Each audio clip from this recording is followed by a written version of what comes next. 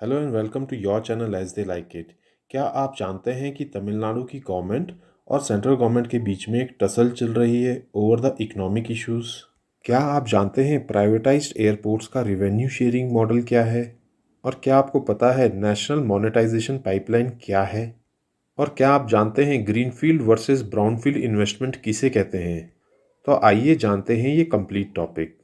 Tamil Nadu state government और central government के बीच में पिछले कुछ समय से टसल चल रही है over the privatised airports revenue.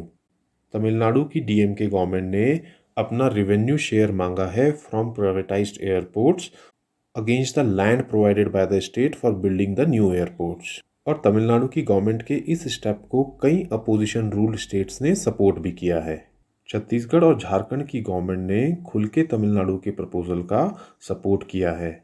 Tamil Nadu government का कहना है कि जब हम लैंड देते हैं गवर्नमेंट ऑफ इंडिया एंटरप्राइजेस को, तब स्टेट गवर्नमेंट पार्टनर बन जाती है उस एसेट की।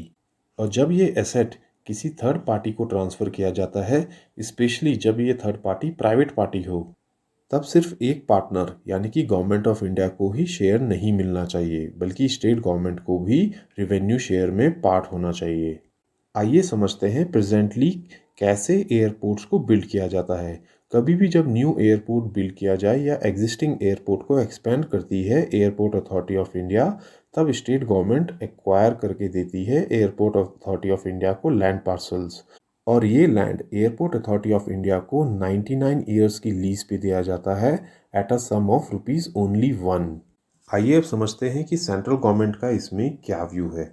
सेंट्रल गवर्नमेंट का व्यू ये है कि जब भी नया एयरपोर्ट बनता है या एग्जिस्टिंग एयरपोर्ट को अपग्रेड किया जाता है, तब स्टेट को भी इकोनॉमिक बेनिफिट्स होते हैं इस इंफ्रास्ट्रक्चर क्रिएशन से।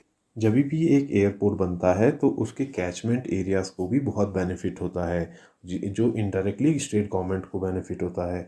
लैंड वैल्यू जो होती है वो इंक्रीज़ कर जाती है और इसके कारण स्टेट गवर्नमेंट को स्टैम्प ड्यूटीज़ कलेक्शन में भी फ़ायदा होता है।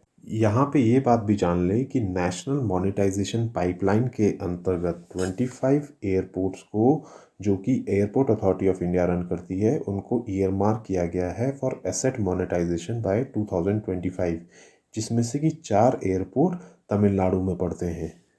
आइए यहाँ पे ब्रीफ में देख लेते हैं नेशनल मोनेटाइजेशन पाइपलाइन क्या है।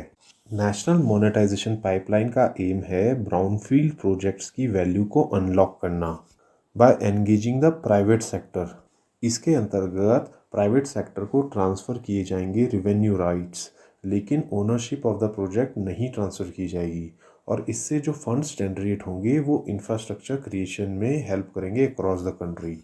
नेशनल मोनेटाइजेशन पाइपलाइन प्रोवाइड करेगी एक क्लियर फ्रेमवर्क फॉर मोनेटाइजेशन और प्रोवाइड करेगी पोटेंशियल इन्वेस्टर्स को एक रेडीमेड लिस्ट ऑफ एसेट्स, ताकि इन एसेट्स में इन्वेस्टमेंट इंटरेस्ट जनरेट हो सके। बजट 2021-22 में आइडेंटिफाई किया गया था monetisation of operating public infrastructure assets as a key means of sustainable infrastructure financing. At the moment central government line ministries और सेंट्रल पब्लिक सेक्टर एंटरप्राइजेस के assets को ही इंक्लूड किया गया है इसमें। गवर्नमेंट ने स्ट्रेस दिया है कि ये एसेट्स ब्राउनफील्ड एसेट्स हैं, जिनमें कोई भी एग्जीक्यूशन रिस्क इन्वॉल्व नहीं है और इसके कारण प्राइवेट इन्वेस्टमेंट इनमें एनकरेज हो सकेगा। Road, railway and power sector के एसेट्स कंप्राइज करेंगे 66% of the total estimated value of the monetisation. Estimates के हिसाब से एनएमपी का aggregate monetisation potential 6 lakh crore rupees है over a period of 4 years, that is from 2022 to 2025। आइए अब ब्रीफ में समझते हैं मोनेटाइजेशन क्या होता है। एक मोनेटाइजेशन ट्रांजैक्शन में गवर्नमेंट बेसिकली ट्रांसफ़र करती है revenue rights to private parties, और ये रिवेन्यू राइट्स ट्रांसफ़र किए जाते हैं for a specified transaction period. और इसके रिटर्न में गवर्नमेंट को मिलता है upfront money, revenue share and commitment of investment in the assets. For example, road and power sectors में real estate investment trust and infrastructure investment trust InvITs, ये key structures हैं for monetization in these sectors.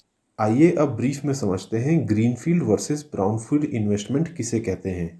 Greenfield projects वो होते हैं जहाँ पे कि investment की जाती है ऐसी मैन्युफैक्चरिंग, ऑफिस या फिजिकल कंपनी रिलेटेड स्ट्रक्चर पर एक ऐसे एरिया में जहाँ पे कि ऐसी कोई प्रीवियस फैसिलिटी एग्जिस्ट नहीं करती थी। ब्राउनफील्ड प्रोजेक्ट्स उन प्रोजेक्ट्स को कहते हैं जहाँ पे कि मॉडिफिकेशन या अपग्रेडेशन की जाती है इन एन एग्जिस्टिंग फैसिलिटी। दोस्तों ये थी हमारी coverage regarding Tamil Nadu government and central government tussle regarding privatised airports, जहाँ पे कि हमने आपको बताया नेशनल मोनेटाइजेशन पाइपलाइन और इसके साथ ही समझाया ग्रीनफील्ड वर्सेस ब्राउनफील्ड इन्वेस्टमेंट। अगर आपको ये वीडियो पसंद आई हो तो हमारे चैनल को लाइक एंड सब्सक्राइब करें। वहीं इंस्टाग्राम और टेलीग्राम से जुड़ें for free PDF and free notes. Thank you.